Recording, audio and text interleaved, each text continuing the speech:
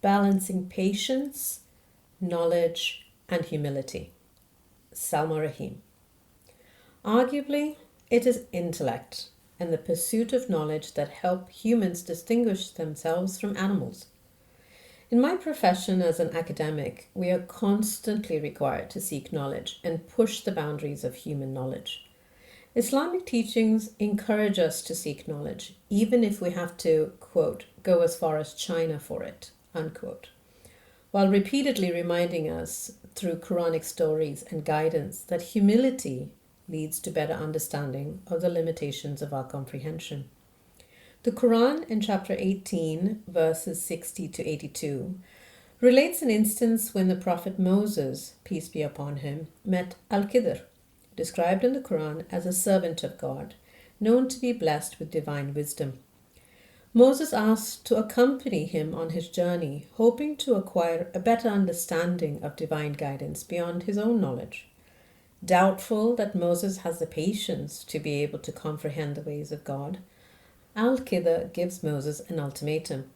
If he questions Al-Khidr's actions, they will part company and go their separate ways. On the journey, three events occur. Al-Khidr scuttles a boat, kills a young boy, and repairs a wall in a village without asking for anything in return. Each time, Moses is disturbed by Al-Khidr's behavior, forgets his promise, and questions his guide's actions. Finally, Al-Khidr holds to his condition and tells Moses their journey has come to an end. Before they part, Al-Khidr explains the divine guidance behind the mysterious logic of his actions. The boat belonged to a poor and needy people who made their living ferrying people across the river. Al-Khidr knew that a tyrannical king was seizing every seaworthy boat in the area.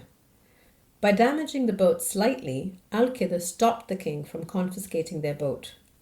As for the boy, his parents were a gentle and good people, but Al-Khidr, through the divine wisdom bestowed upon him, knew the boy would grow to be wicked.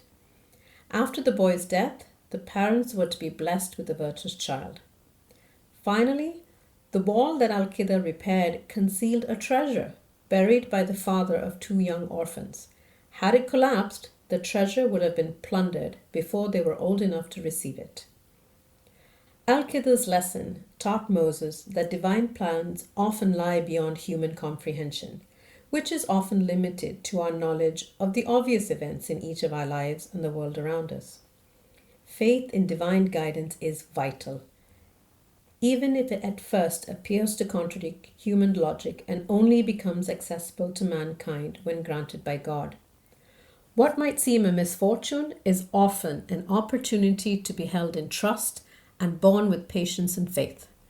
What may seem unjust in the first instance often has profound reasoning, which we may discover later in time.